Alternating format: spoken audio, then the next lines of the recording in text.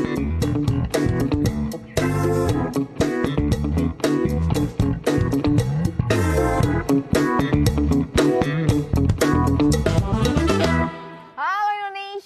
kabar? Ketemu lagi di Halo Dokter. Dan seperti biasa kita doain semuanya sehat walafiat karena sehat itu asik. Hari ini kita mau ngobrol-ngobrol asik ya kan, seputar kesehatan gigi, mulut serta telinga.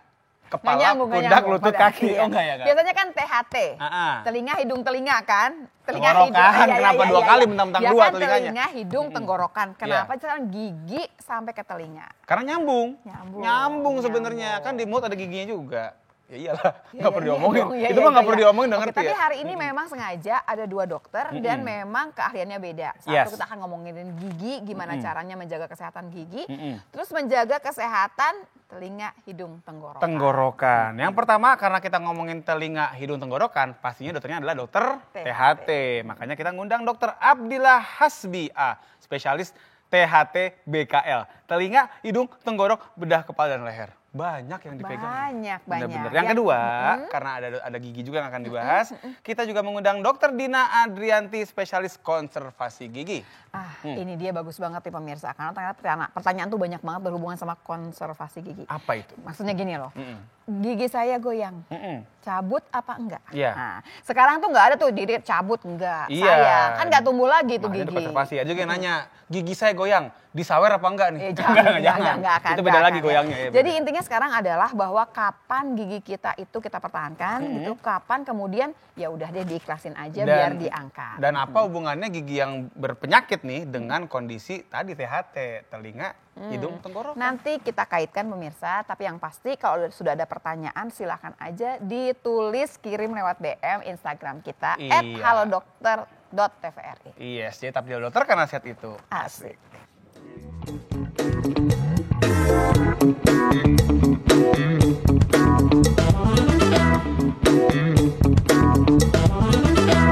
Oke pemirsa, kembali lagi di acara Halo Dokter karena sehat itu asik. Hari ini kita mau ngomongin soal bagaimana menjaga kesehatan gigi, telinga, hidung, tenggorokan. Semua tuh ya dapat hari ini. Panjang tuh leher ke atas dapat semua tuh. Baik, kalau gitu langsung kita undang dokternya, Dokter Hasbi dulu. Ada Dokter Abdillah Hasbi, spesialis THT BKL. Dokter THT.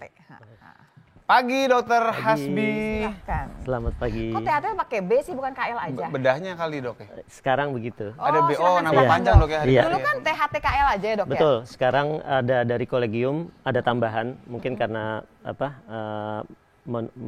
memperjelas KL-nya itu apa, jadi bedah kepala leher. Leher tuh contohnya apa sih dok yang ada di leher gitu? Jadi pada masa lalu di mana misalnya tiroid kita tidak melakukan pembedahan, sekarang dokter THT juga ikut melakukan pembedahan tiroid. Oh gitu dok? Iya. Bukannya bagiannya endokrin ya itu ya? Bedahnya enggak? Bedah onkologi, tapi juga kita juga mengerjakan, karena memang sebetulnya kita mengerjakan operasi larynx. Di mana tiroid itu kan persis ada di depannya. Jadi saat kita melakukan operasi yang lebih dalam, tiroid itu kita lewati sebetulnya. Kan biasa ngacak-ngacak tenggorokan juga. Enggak ngacak-ngacak juga dong, maksudnya merapikan tenggorokan juga kan. Ya udah emang di situ-situ juga, leher juga kan ceritanya gitu ya dok ya. Oke dok, kita kalau ngomongin THT ini jarang loh dok, kalau di Halo Dokter ya agak kurang ya THT ya. Iya, dan juga apalagi sekarang dikawinin sama gigi. Dikawinin? Bukan, dikombinasiin. Gitu ya? Dok, ini kalau ngomongin THT yang paling jarang jadi perhatian orang yang mana dok sebetulnya dok?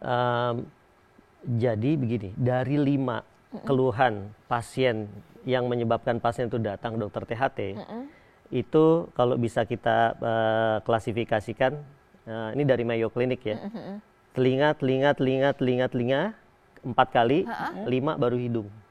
Nah, hidung tenggorokannya memang jarang. Aja, memang jarang. Ya? Ada tapi tidak sebanyak tadi. Jadi memang keluhan terbanyak yang menyebabkan pasien sering datang ke dokter THT itu adalah jadi telinga. Kalau kepepet telinga nih baru ngejer gitu ya. Jadi mungkin keluhan atau rasa nyeri atau rasa tidak nyaman di tempat lain, hidung atau tenggorokan, itu mungkin masih bisa ditoleransi dengan lebih baik oleh pasien dibandingkan dengan rasa tidak nyaman di telinga. Nggak bisa denger, kemudian juga sakit juga bisa. Sakit sih sebetulnya, apalagi kalau yang namanya yang kayak udah oma gitu-gitu kan ya dok ya. Betul. Atau ya dia tengah-tengah malam tahu-tahu sakit gitu kan, wah mau kemana lagi sih sebetulnya. Jadi tapi kalau dokter THT itu ada emergensinya dok? Oh, ada kasus-kasus emergensi THT banyak. Oke, kita mulai ya dok ya. Baik. Ada materi dok? Ada dong. Oke, silakan dok ya. Kita keluarkan dulu materinya, Dokter Hasbi. Saya akan mulai karena ini berhubungan dengan telinga. Saya akan mulai dengan anatomi telinga. Yang saya akan jelaskan sekalian bagaimana sih sebetulnya kalau ada suara itu sampai kita dapat bisa mendengar. Oke. Jadi suara itu akan masuk ke liang telinga kita, menggetarkan gendang telinga, terus menggerakkan tulang pendengaran kita. Cantik ya, nah, ya, di sini nanti mereka akan membuat suatu gelombang. Ini persis kita jatuhin batu ke dalam air, akan jadi gelombang. Nah, di dalamnya itu nanti akan ada yang bergerak seperti ini, namanya stereocilia. Nah, mereka ada bundling begitu. Nah, nanti begitu ada bergerak, ada ion yang turun ke dalam, itu jadi neurotransmitter dikirim ke saraf pendengaran. Masing-masing bundling itu mewakili tempat yang berbeda. Misalkan paling puncak ini justru untuk nada yang paling rendah. Suara dari saraf pendengaran dikirim ke otak. Wow, kompleks banget dok ya, keren banget penciptaan ini. Nah, jadi mungkin selanjutnya yang akan saya tampilkan, ini berhubungan dengan kondisi mungkin yang paling sering dilakukan dan paling sering menimbulkan masalah. Apa tuh? Jadi begini, pada tahun 1923 ada namanya Pak Leo, seorang warga negara Amerika kelahiran Polandia. Oh, panggilnya Pak ya? Pak Leo. Oh iya. Dia melihat istrinya lagi membersihkan, telinga anaknya menggunakan tusuk gigi ditaruh kapas. Oh iya, zaman dulu ya belum ada cotton bud kali. Akhirnya dia memproduksi dulu namanya baby Q-tips. Itu masih ada brand itu sampai sekarang. Iya. Nah, itu mulai dipakai secara luas sampai akhirnya tahun 1972 itu dikumpulkan, itu banyak sekali masalah yang terjadi karena si Q-tip ini. Q-tips tadi. Jadi itu sebetulnya dia penemuannya dia itu sebetulnya bikin masalah. Kurang bagus dong berarti. Betul. Tapi itu kita pakai sampai sekarang. Sampai sekarang betul. Masih banyak dong yang pakai. Nah, itu sudah dilakukan penelitian dan ditanyakan kenapa, sudah banyak edukasi, sudah banyak kampanye bahwa ini tidak aman. Tetapi jawaban responden itu rata-rata ayah ibu saya mengajarkan hal seperti ini, teman saya. Jadi ini kebiasaan. Gitu ya? Tapi aku pernah loh dok bikin konten begini gitu ya di Instagram. Terus kemudian pada protes. Karena bilang begini, dok kalau nggak dibersihin itu ngumpul sampai nggak bisa keluar, sampai nutupin pendengaran. Betul. Jadi ya supaya nggak begitu kita bersihin dari awal dong gitu. Pada yakin banget tuh karena mereka takutnya sampai nyumbat gitu dok. Betul. Itu salah satu anggapan yang salah. Ini mungkin saya kasih lihat contohnya. Ini yang sering terjadi. Ini kan kotoran ya dok ya, itu ya dok ya. Itu enggak, itu kapas. Ini dokter yang ambil. Kapasnya ketinggalan dok. Iya itu kapasnya. Nah ini kan kotoran itu dok. Ini kotoran. Sebetulnya nggak banyak. Tapi akibatnya apa? Liang telinganya merah. Jadi sebetulnya telinga kita itu kan sepertiga luar itu dari tulang rawan, lanjutan dari sini. 2/3 dalam itu tulang keras. Kulitnya pun berbeda. Bagian luar bisa dilihat di sini ada kulit yang sama dengan kulit kita di luar. Jadi ada rambutnya, ada kelenjar keringat. Makin ke dalam makin tipis, di sini nggak ada rambut. Kotoran telinga itu adalah produksi kelenjar keringat, kelenjar lemak kulit yang ada di dalam sini. Dan dia secara otomatis itu akan dikumpulkan di satu tempat perbatasan antara yang tidak ada rambutnya dengan dan ada rambutnya. Akan kumpul di situ seperti cincin. Nah ini hubungannya sama nanti.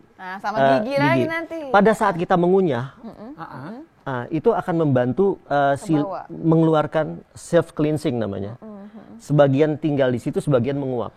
Tidak dibersihkan bertahun-tahun pun hanya akan segitu-segitu saja.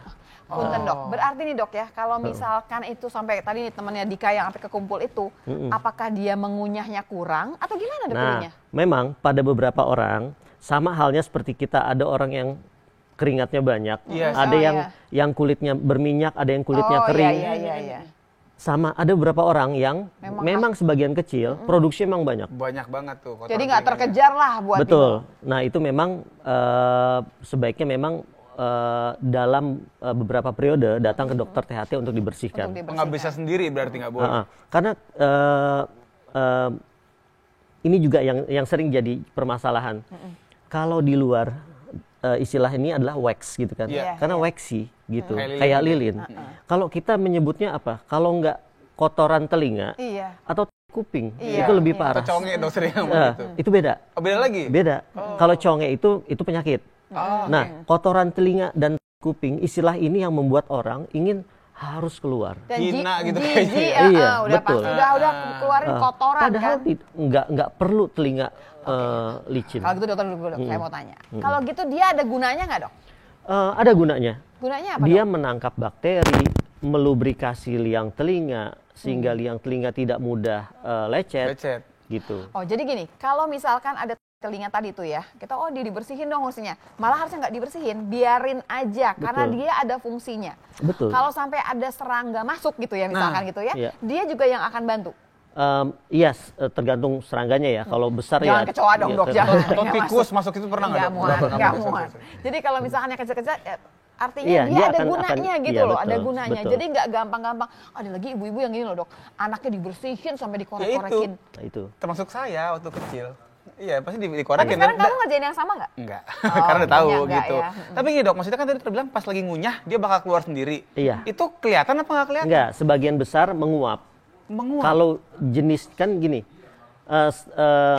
kalau untuk orang yang kulitnya sebagian besar orang, misalnya berminyak gitu ya, itu akan tadi waxy. Tapi pada orang yang kulitnya kering, itu akan jadi kayak ketombe. Oh iya, betul. Saya sempat melihat. Itu jatuh nanti, jatuh. Nah, kalau yang kayak gitu gimana, Dok? Kan lebih nggak ada masalah selama mereka tidak menutupi si lubang telinganya, hanya di pinggir. Berarti lebih karena di daun telinganya, Dok, biasanya? Iya, jadi dia akan ada di perbatasan tadi, di lubang telinga. Oke. Perbatasan antara 1/3 luar dan 2/3 dalam. Kelihatan masalahnya, tapi iya memang sih. mengganggu buat orangnya ya, Dok. Betul, ya. Karena orang kalau ngeliat jadi kesannya kan, jijik banget gitu kesannya. Betul. Ini yang salah dari awal barangkali adalah tadi menganggapnya sebagai kotoran. Padahal kalau di luar negeri ngomongnya tuh wax jadinya ya. Jadi kayak lilin sebetulnya. Dan ada gunanya nih pemirsa. Betul. Terus gimana? Kalau pas lagi kebanyakan, apa yang bisa kita kerjakan sebetulnya? Terus tadi lagi harus ngunyah. Apa ada hitungan berhubungan dengan kunyah-kunyahan ini? Nanti kita bahas. Ngunyahnya juga apa gitu ya? Jangan-jangan harus ngunyah nasi padang 2 bungkus. Oh, itu ini enak kan ya. Kekenyangan kita ya. Jadi masih boleh juga nih kita DM nih ke Instagram kita di @halodoktr.tvri. Jadi tetap dia dokter karena sehat itu. Asik.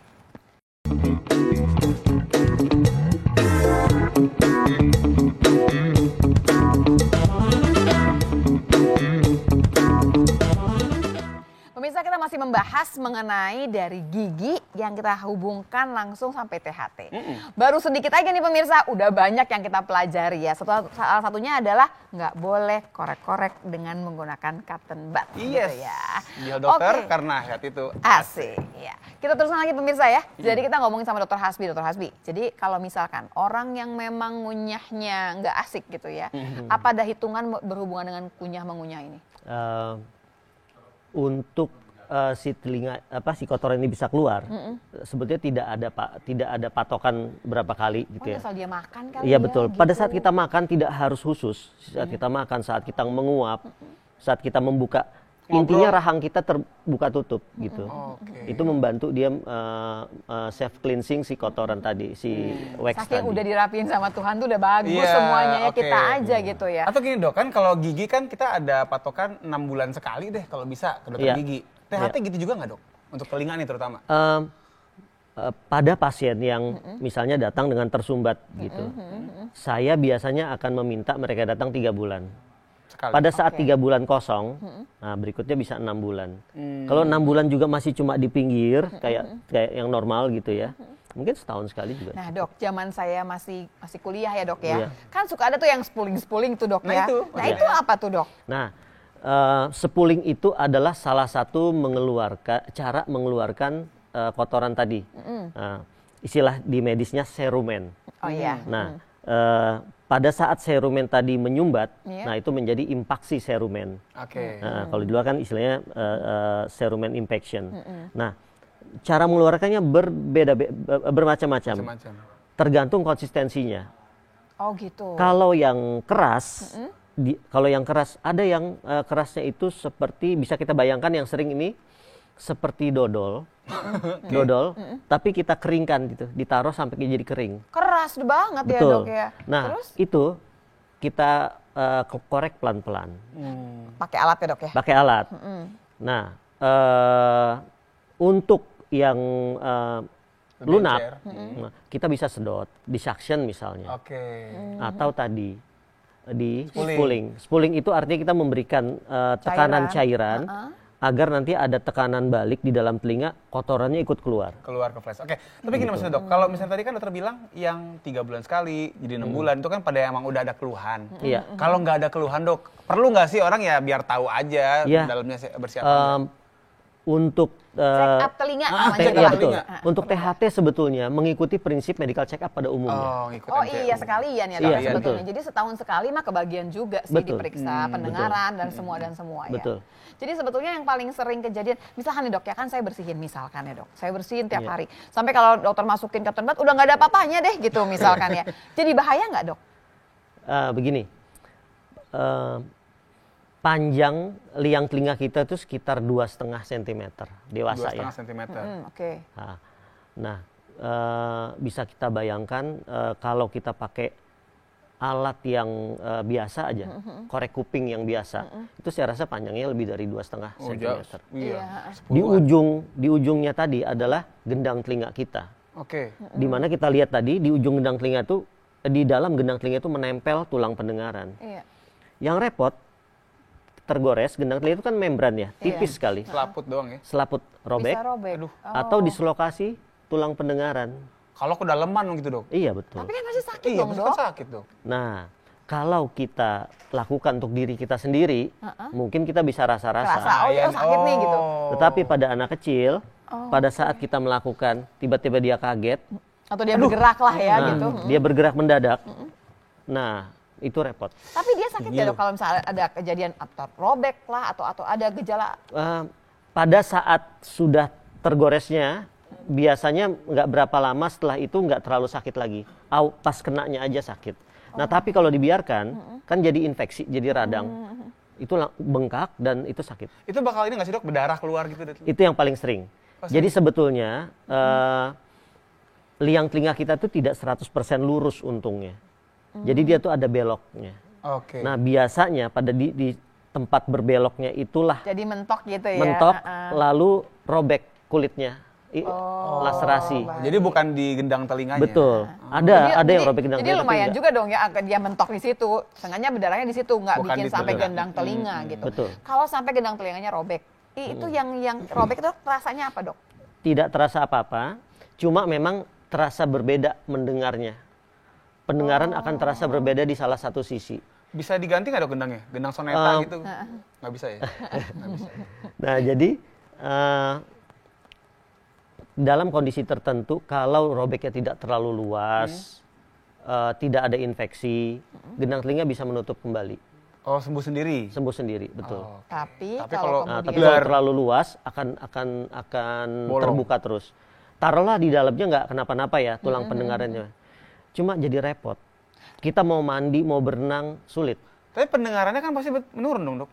Di awal iya, tapi lama-kelamaan orang akan adaptasi dan nggak terlalu. Terus bisa diapakan sama dokter THT? Bisa disambung gitu? Jadi gini, kalau memang masih bisa dicoba dirangsang dia untuk menutup sendiri secara natural, itu akan kita buat sayatan kecil di pinggir lubang tadi atau diberikan obat tertentu untuk merangsang dia menutup. Atau kalau tidak bisa ya sekalian dilakukan operasi namanya timpanoplasti atau penutupan gendang telinga. Itu sulit nggak sih dok? Itu operasinya sulit atau itu sering dikerjakan? Operasi itu sangat sering dikerjakan walaupun memang agak rumit.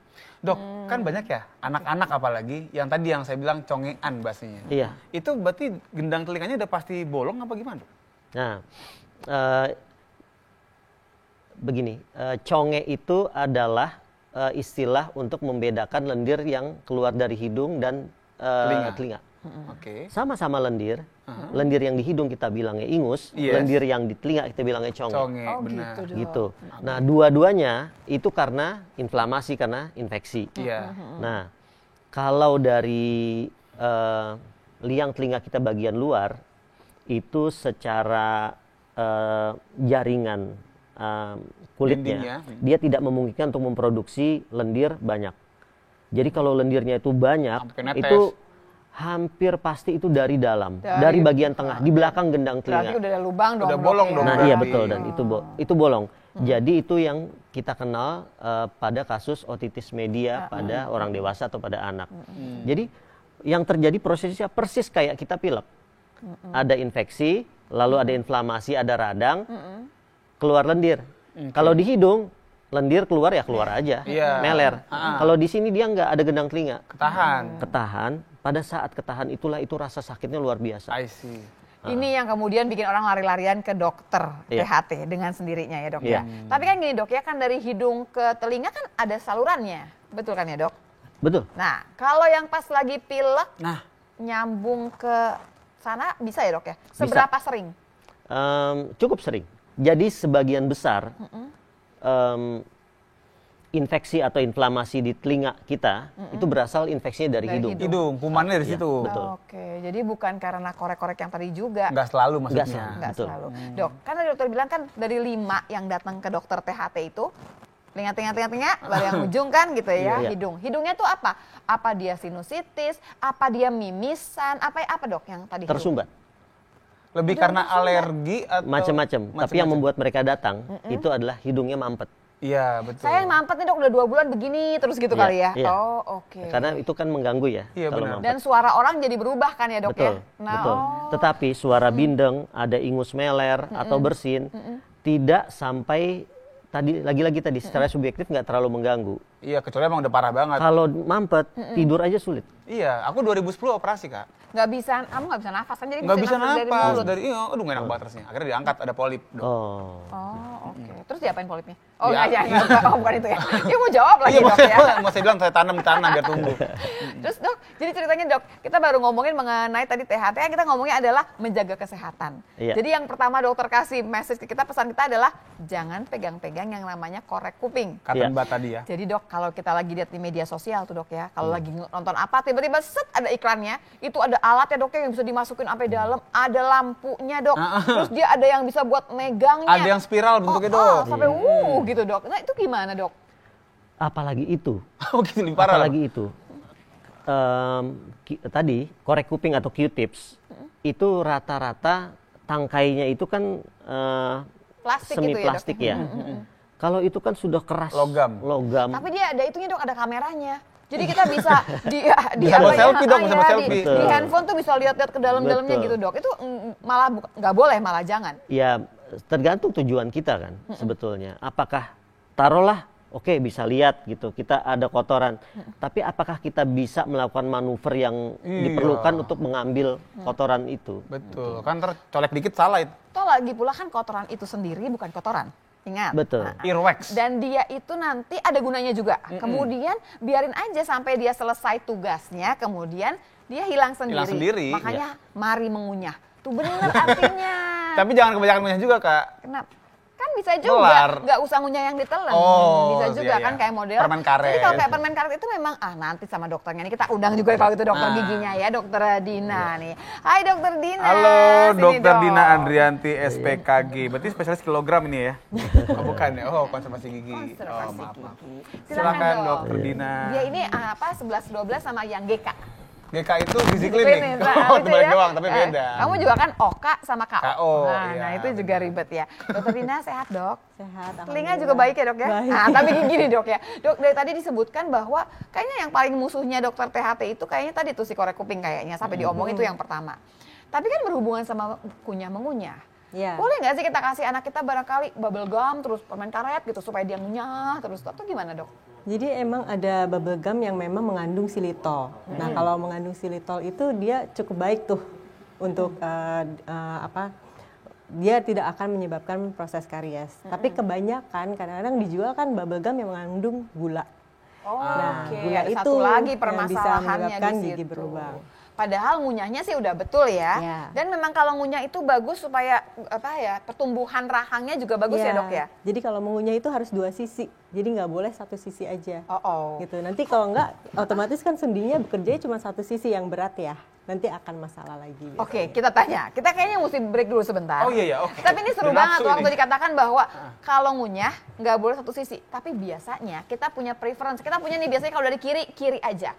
Atau barangkali di kanan, giginya ada lubangnya. Betul nggak sih? Bisa juga. Nah, jadi kita tanyakan, memang kalau udah terlanjur satu sisi aja, apa yang akan terjadi? Nanti ya pemirsa. Jangan lupa, masih boleh kirim pertanyaan ke Instagram. Tinggal DM aja, ketik ke @haldoktertvri. Tetap ya lo dokter, karena sehat itu Asik.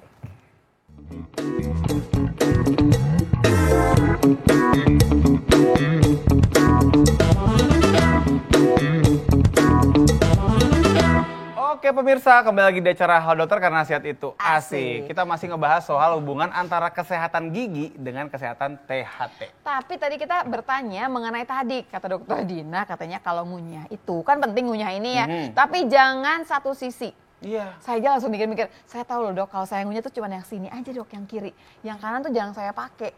Kan kayaknya emang udah gitu. Udah Emang kebawaan. Gimana sih dok, emang nggak bolehnya karena apa dok? Jadi biasanya kan nanti otomatis kan dia akan berat sebelah ya, sendinya itu akan bekerja lebih berat di sebelah kanan misalnya karena mungkin lebih sering di kanan untuk mengunyahnya. Jadi makanya kita harus imbang karena kalau misalnya nanti tidak imbang, sendinya ini nanti otomatis ada yang namanya diskus, nah dia akan menipis dan otomatis akan menimbulkan permasalahan di sendi. Misalnya apa dok? Nyeri atau apa gitu? Nyeri bisa, terus kalau misalnya buka mulut ada bunyi clicking gitu ya. Oh yang dibilang TMJ? TMJ. Telur madu jahe ya dok? Ya. Oh, bukan, sorry. Itu STMJ. Jadi kalau yang seperti itu berarti sekarang gini, jadi kalau dipikir-pikir nih sama pemirsa di rumah, kalau keseringan di kiri dibagi sama yang kanan. Iya, jadi harus imbang, kanan kiri itu harus imbang. Kalau sampai dia nggak ada masalah di kanan, ya selesaikan masalahnya ke dokter gigi. Tapi gini dok, aku juga ada kebiasaan tuh ngunyah tuh kanan. Ya. Dan pernah juga dok, akhirnya telinganya pekak di sebelah kiri. Kata dokter THT gitu, kamu kalau ngunyah sebelah doang ya? Loh kok tahu? Jangan-jangan kepoin saya ya, gitu enggak? Itu ngaruh dok ya? Bisa bikin pekak telinga begitu? Hubungannya mungkin begini. Saya bisa kasih ilustrasi begini. Pada saat kita landing pesawat, kan sering sekali telinga kita tertutup kan. Itu saluran dari belakang hidung, dekat tenggorok ke telinga itu tertutup karena perbedaan tekanan. Pada saat kita landing itu tekanan naik. Nah kita mencoba membukanya dengan apa? Nguap ya. Atau nelen ludah dok bisa dok? Iya. Sebetulnya zaman dulu dikasih permen sebelum naik pesawat. Cuma dikasihnya di awal. Padahal itu sebetulnya untuk pas turun. Oh gitu, udah habis duluan. Belum naik udah habis. Iya. Nah, mungkin yang terjadi adalah si tuba di salah satu sisi, si saluran tadi di salah satu sisi yang jarang dipakai, yaitu mungkin lebih tertutup ya dibandingkan dengan yang sering dipakai. Iya. Jadi nggak cepat terbuka gitu ya. Betul. Gitu. Jadi terus akhirnya gimana? Akhirnya makan nasi padang lagi. Sering ngunyah makanya. Atau nasi padang lah, nggak selesai-selesai. Dok, materi ya dok ya? Boleh. Oke, silahkan. Kalau buat dokter Hasbi sudah ada pertanyaan dok, nanti ya dok ya. Katanya apa sih kalau makan itu suka kretek-kretek katanya di kuping, apalagi tuh ceritanya. Iya, dokter Habib boleh dok? Mungkin geser di sebelah. Oke, jadi kan permasalahan yang paling sering yang kita temukan itu ya di dalam rongga mulut tuh gigi berlubang sama adanya karang gigi. Kalkulus tuh matematik ya dok maksudnya? Oh, bukan. Bukan, itu karang gigi, tapi bahasa kedokterannya namanya kalkulus. Oke, jadi kalau dicubit dok? cubit terus, oke.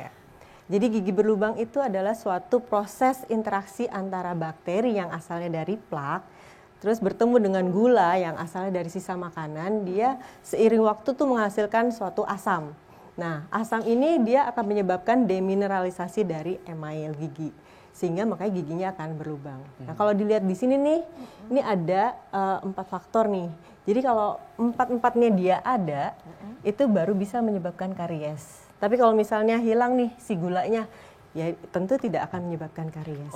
Diulang ya dok ya. Okay. Kan ada gigi dok, pasti udah giginya. Apa yang mau bola kalau nggak ada ya? Kalau waktu itu maksudnya dalam waktu lama di situ terus gitu ya dok. Jadi ya? kalau misalnya kita kan habis ngunyah apa ya sesuatu yang manis, 5 menit ya belum tentu jadi karies kan. Atau misalkan gini, kalau dari misalkan abis ngunyah langsung sikat gigi misalkan, jadi nggak lama-lama di situ nggak masalah. Itu nggak ada masalah. Kalau yang mikroorganisme itu kan kuman, bisa nggak kumannya dihilangin? Nggak bisa dok? Biasanya kan di kita nih memang udah ada bakteri baik sama yang jahat yang ya. memang udah tempat tinggalnya di situ.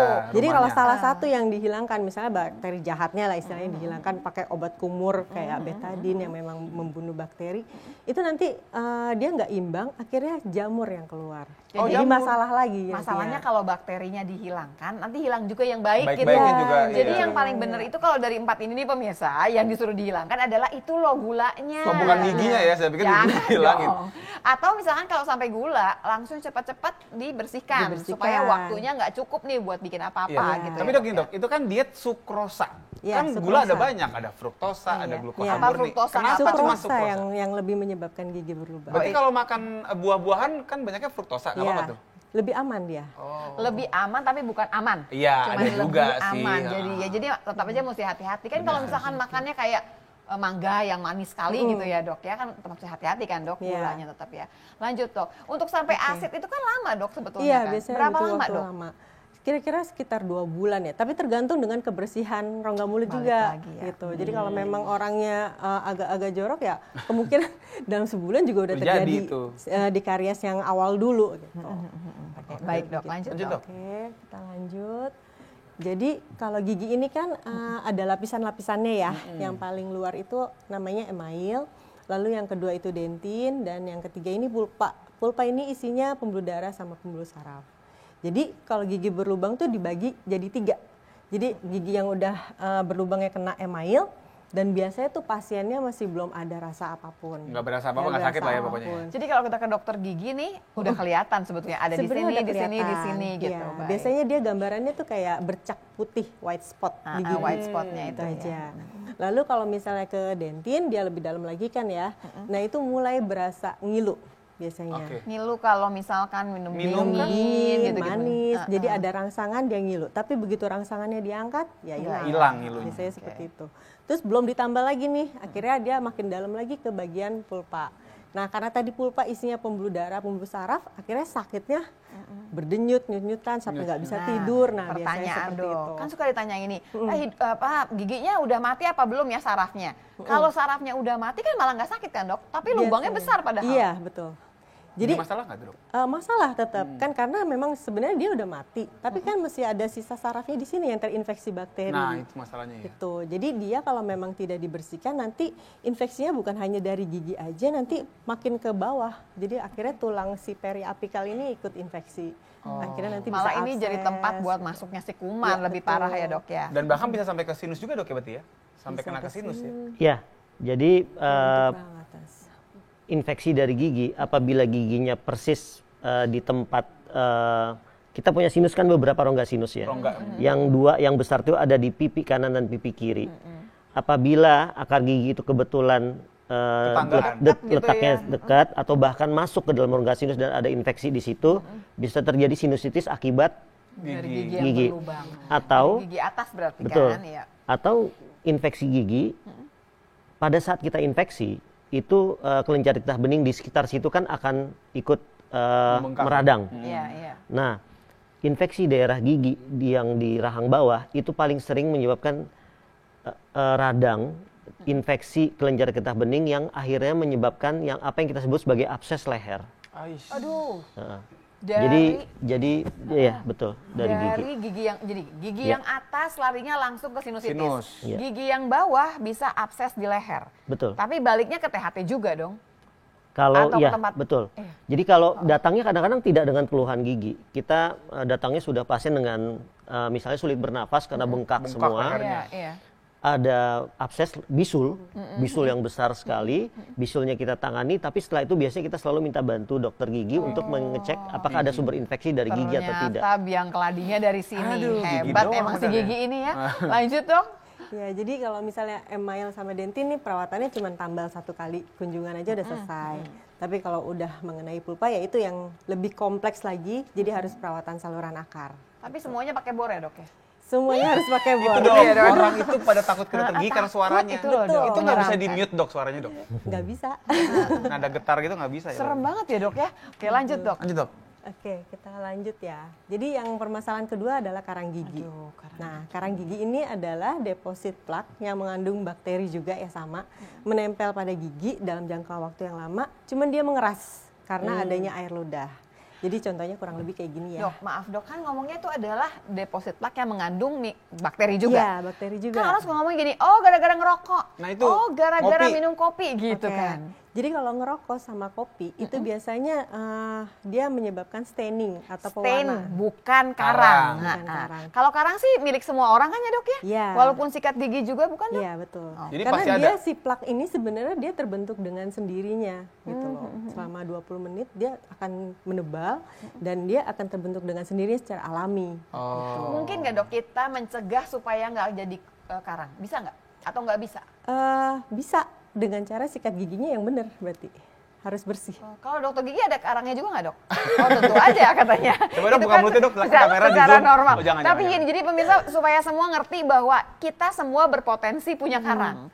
Jadi kalau kita nggak benar-benar amat sikat giginya, ya tetap Iya. aja harus ke dokter gigi Tetap gitu harus ke kan dokter ya. gigi. Baik dok, lanjut Lanjut dok. lagi dok. Jadi biasanya karang gigi ini kan letaknya di bagian leher gigi ya. Bagian leher gigi. Jadi karena dia mengandung bakteri, akhirnya dia inflamasi peradangan di gusi. Seperti itu. Nah, nanti gusinya ini dia akan membengkak, terus warnanya juga kemerahan dan suka mengeluarkan darah biasanya. Itu tuh bener banget tuh. Dan akhirnya suka bau mulut tuh. Oh jadi gara-gara sikat gigi keluar darah gitu? Bukannya karena sensitif ya dok? Bukan. Biasanya dilihat juga sih. Jadi entah bulu sikatnya kekencengan ya, kekerasan gitu ya. Jadi sikat giginya kekencengan. Nah, itu juga bisa sih dia keluar darah karena terluka. Terlalu keras. Tapi kalau memang kasusnya gingivitis, dia kesenggol sedikit aja juga pasti udah. berdarah. Aku dulu pernah loh, cuman makan pisang doang, itu darah di Sama pisangnya. kulit-kulitnya? Enggak dong, sama pohon-pohonnya. Enggak. Jadi emang karena banyak karang dan juga Banyak karang. berbengkak gusinya. Begitu di scaling udah nggak berdarah lagi. Ya, betul. Segitunya. Kayak gitu.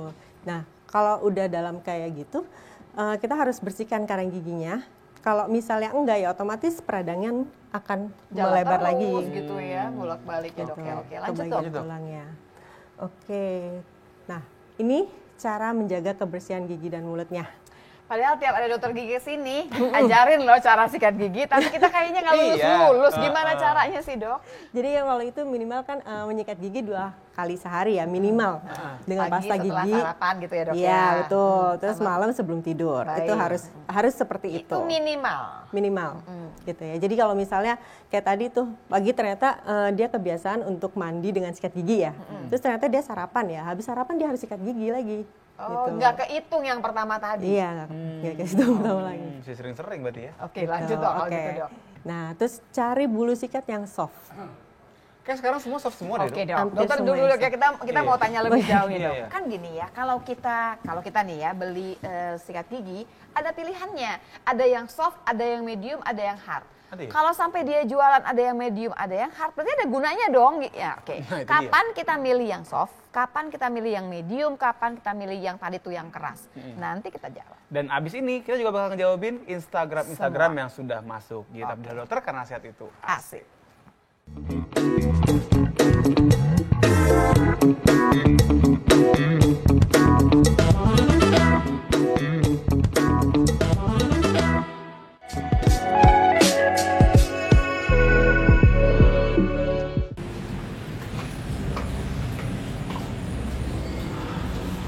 Oke pemirsa, jadi banyak orang yang nanya nih, bener nggak sih dok kalau kita lagi jogging pakai jaket yang bener-bener ngeluarin keringat itu bagus hasilnya?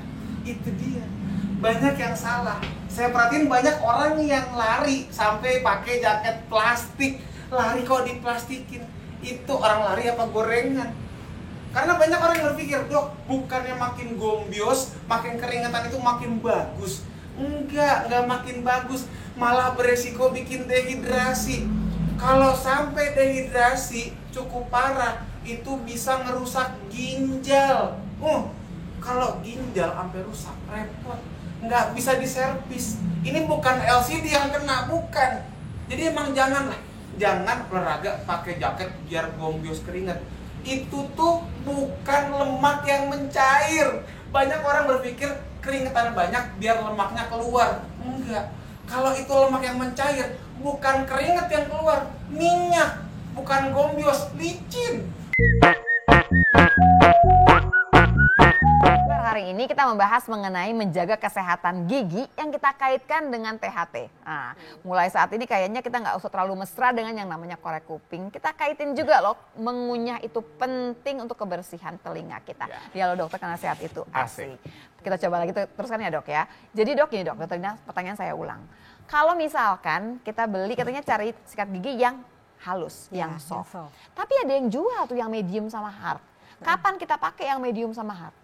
Kalau dari kita sih, dari sebagai dokter gigi ya kita menganjurkan selalu pakai yang soft. Nah itu. Gitu. Berarti nggak dipakai yang hard itu ya dok ya? Biasanya sih jarang ya. Dipakai buat nyikat lantainya. Mungkin ini itu mah beda gitu ya. Berarti kalau misalkan ada orang yang gini, aduh nggak enak nih kehalusan gitu bulunya, salah ya dok ya malah? Salah. Kadang-kadang ada orang udah pilih yang soft, tapi kenceng. Tetap kenceng, kayak kurang bersih nih dok gitu kan. Nah akibatnya kadang-kadang di bagian leher gigi itu kan emailnya tipis ya. Jadi itu suka terjadi abrasi di bagian leher gigi. Leher gigi itu antara gigi sama gusi ya dok ya? Iya kurang lebih gitu. Jadi kalau misalnya gigi kan ada mahkota, ada akar. Nah di tengah-tengah itu, itu namanya leher gigi nih yang terlihat deket gusi. Jadi pokoknya sekarang sih ambilnya yang soft. Soft aja. Tapi jangan keras-keras juga. Jangan keras-keras juga. Dok, sebelum ke Instagram ya, kalau soal pasta giginya, kan sekarang banyak tuh tidak mengandung deterjen katanya gitu. Emang kenapa dok kalau pakai deterjen dok? Pakai sabun colek gitu misalnya? Mungkin lebih kayak menimbulkan reaksi alergi kali ya. Tapi kalau sebenarnya pasta gigi itu yang terpenting dia mengandung fluoride. Dan hampir semua pasta gigi sekarang mengandung fluoride. Karena fluoride itu dia bila ketemu di enamel, dia akan membentuk hidroksiapatit sehingga si gigi ini menjadi lebih kuat terhadap gigi berlubang. Saya ubah dikit dok barangkali. Kalau misalkan ngambil pasta gigi yang berbusa sama yang nggak berbusa, bagusan mana dok? Sama aja sih, yang penting kan tekniknya itu tadi. Benar, tekniknya dan harus mengandung fluoride, bukan cerita busa atau tidak busa. Tapi kalau nggak berbusa kayaknya kurang enak. puas dok. Iya. Orang zaman dulu banget emang nih ya. Sampai ngomong juga berbusa. Oke, kita ke Instagram sekarang ya. Dari mana nih ya Instagramnya? Yang pertama adalah dari Made Swastika. Halo dok, halo, saya umur 18 tahun. Mau tanya, gusi di gigi geraham paling belakang itu bengkak dok, sakit banget. Nggak bisa makan sama sakit pas buka mulut.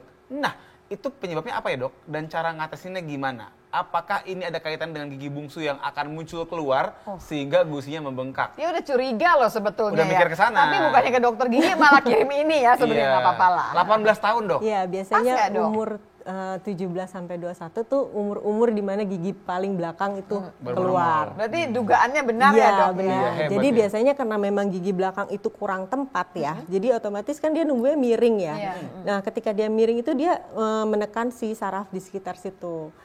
Otomatis kalau misalnya, ataupun dia udah numbuh mungkin sedikit ya, jadi kayak ujungnya aja. Nggak bisa keluar semua. Iya, akhirnya kan si plak daerah situ atau sisa makanan bisa numpuk ke situ kan. Membersihkannya emang susah dan kan, agak susah bersihinnya, jadi otomatis meradang, lama-lama sakit. Jadi kalau kita misalkan nggak bisa bersihin, kita datang ke dokter gigi buat bersihin, atau kita angkat aja, kita buang? Biasanya kita anjurkan untuk angkat. Ada gunanya nggak sih dok sebenarnya si gigi bungsu yang ujung itu? Nggak ada. Kalau saya bilang sih nggak ada. Jadi buat apa, aksesoris aja atau gimana? Biasanya memang tumbuhnya pun juga dia nggak pernah, jadi jarang banget ya yang numbuhnya benar-benar lurus. Dan biasanya kalau numbuh tuh miring dan kurang tempat biasanya juga. Jadi kalau mengunyah pun cukup dengan geraham 2 ini aja juga cukup. Tapi ada juga ya dok ya yang nggak punya gigi yang paling ujung, jadi nggak keluar gitu, ada juga ya dok ya? Ada. Nggak masalah. Tapi gini dok, kalau dilihat dari trennya nih, kayaknya orang zaman dulu jarang dok yang masalah di gigi berada. Nggak ada dokter gigi kayaknya. Iya. Oh, gara itu ya? Nggak Tapi terblow bukan up. karena evolusi manusia gitu bukan ya dok? Enggak kayaknya sih. Oh, aku pikir bentuk rahang makin kecil gitu kali. Bisa aja sih, bisa aja dok. Karena kan sekarang makin lunak makanan kan. Iya betul. Ini teori saya doang sih. Nggak apa-apa, saya terima. Sotoy aja. Nggak apa-apa lah. Oke, lanjut lagi. Tapi kalau nggak ke dokter gigi, ya kan nggak ada dokter gigi zaman dulu ya. Maka. Oke, dari Mira Rizky ya, Wati Hasmira. Assalamualaikum, waalaikumsalam. Waalaikumsalam. Saya mau tanya, kalau di tenggorokan ada lendir itu penyakit apa dok? Dokter Asmi. Jadi ngerasa, barangkali dok ya modelnya yang dikit-dikit onelen dok. Iya, jadi tenggorokan kita itu berbeda sama bagian luar. Kalau bagian luar itu kita dilapisi oleh kulit. Ya. Kalau bagian dalam sama seperti dalamnya mulut, itu dilapisi oleh selaput lendir. Oke. Kita sebutnya selaput lendir atau mukosa. Yes. Mukosa itu pun berbeda-beda jenis selnya. Nah, tenggorokan kita itu bukanlah si selnya tadi bukanlah penghasil alami lendir. Harusnya Jadi lendir itu tidak berasal dari situ biasanya. Paling sering dari mana? Dari hidung. Karena jaringan lapisan mukosa di hidung itu secara natural lebih mampu menghasilkan lendir kalau ada gangguan. Lebih produktif ya dok ya? Betul. Nah lendirnya itu secara alami memang nggak keluar, nggak meler istilah kita, tapi akan turun ke belakang. Itu yang kita rasakan sebagai ada ganjalan atau kayak lendir. Ada lendir, iya. Nah terus harus diapakan dok? Nah intinya begini, secara natural harusnya kita tidak terlalu sering merasakan lendir di sini yang menumpuk. Kalau membuat rasa mengganjal atau bahkan kita batuk, nah, pada saat dia numpuk banyak tuh, kita batukan tuh. Nah, itulah yang kita sebut dengan batuk berdahak. Krok gitu bunyi dia. Nah, kita cari sumber lendirnya. Sumber lendir tuh ada dua yang sering. Kalau nggak dari atas, dari hidung turun ke sini, pada saat batuk, atau dari bawah. Naik ke atas. Kalau pada indok, pada perokok, kan sering tuh orang kalau ngerokok kan pagi-pagi kan bukannya banyak banget lendirnya. Betul. Nah, itu pun tadi harus dicari sumber lendirnya. Apakah dia ada bronkitis atau pneumonia atau penyakit pada paru menyebabkan batuk terus terasa lendir di sini, atau dari hidung ada sinusitis misalnya atau rinitis alergi. Harusnya nggak seperti ini nih gitu ya Mbak Mira ya. Betul. Jadi harusnya ya dicari permasalahan awalnya dari mana. Kalau yang sinusitis juga ngerasa ini nggak dok? Iya, justru ini kita sebutnya lendir turun ke tenggorok atau istilah medisnya postnasal drip. Itu lendir yang turun ke belakang tenggorokan dan terasa di sini. Jadi Mbak Mira mau tidak mau harus periksa lebih jauh. Ada lagi Mas Adit? Iya, berikutnya ada dari Anissa NR. Halo dokter, halo. Usia saya 32 tahun, saya punya gigi tidur. Bangunin lah. Posisi di geraham sebelah kanan. Pernah demam, tapi sekarang udah nggak sakit. Apakah harus dicabut atau enggak? Berapa lama penyembuhannya kalau dicabut, Dokter Dina? Jadi biasanya gigi geraham bungsu yang tidur, apalagi sudah keluar sebagian, itu baiknya diambil. Apalagi kalau misalnya ini demamnya karena memang infeksinya dari gigi ya, itu harus diambil. Jadi kalau untuk lama penyembuhannya, biasanya penyembuhan luka tuh sekitar 7-14 hari. Oke, 2 mingguan ya? Kalau udah ngomong geraham bungsu itu diambil tuh kan nggak segampang kayak gigi yang lain kan dok? Sampai harus kayak dioperasi gitu kan ya dok? Operasi kecil kurang lebih. Itu sama dokter gigi umum gitu bisa, atau harus dokter gigi yang khusus bedah mulut gitu? Biasanya sih yang banyak mengerjakan kasus-kasus yang jadi kan untuk gigi tidur ini ada klasifikasinya. Jadi kalau dia tingkatan klasifikasinya mudah, itu bisa dilakukan dengan dokter gigi umum. Bisa ya? Gitu. Jadi kalau misalnya dia kemiringannya udah hampir semuanya keluar gitu ya, itu bisa dilakukan dengan dokter gigi umum. Tapi kalau misalnya dia terbenam semuanya, terus lebih kompleks lah gitu. Nah, itu harus dengan dokter spesialis bedah mulut. Dekat sama saraf, itu. Jadi yang paling penting adalah kalau sudah ada keluhan, silahkan periksa ke dokter gigi. Kebanyakan sih nggak ada yang 2 kali dalam setahun sih nggak ada sih dok, jarang banget gitu ya dok ya. Bahkan takutnya, kadang-kadang biasanya kan gitu ya, mereka menunda takut gitu karena operasi menunda. Akhirnya gigi depannya yang berlubang dari bawahnya. Ketabrak sama gigi yang jadi karena sisa makanan itu numpuk di antara 2 gigi itu. Jadi gigi depannya tuh kelihatannya nggak ada lubang apapun. Kok sakit banget ya gitu. Ternyata sebenarnya gigi ini berlubang tapi dari Kalau tadi kita belajar hati-hati dengan yang namanya korek kuping. Nggak ada tuh korek kuping gitu ya. Kita mengunyah aja dengan benar. Pertanyaan terakhir barangkali ya. Seberapa penting benang gigi? Penting kalau menurut saya. Tiap hari harus ada flossing? Jadi kalau setelah sikat gigi, saya memang menganjurkan untuk di floss. Karena sikat gigi kan tidak menjangkau ke ini ya, di area sulit lah. Apalagi yang berantakan giginya kan banyak yang macam-macam. Iya, apalagi yang berantakan itu wajib itu. Jadi wajib dengan dental floss. Baik, hari ini belajar banyak ya pemirsa ya. Yang ternyata kita belajar bahwa THT ini mesra juga nih sama gigi. Cara mengunyah kita itu jadi pegangan kita untuk membersihkan telinga kita. Dan sebetulnya kalau mengunyahnya dengan benar, kebersihannya rapi, harusnya sih nggak perlu korek-korek kuping lagi. Terima kasih banyak Dokter Dina, Dokter Andi, dan juga bersama kami. Jangan lupa saksikan terus Kalau Dokter dari hari Senin sampai Jumat 9.30. Iya, kalau kelewatan langsung aja lihat di YouTube-nya TVRI Nasional. Selalu saksikan Halo Dokter karena sehat itu asik. Salam.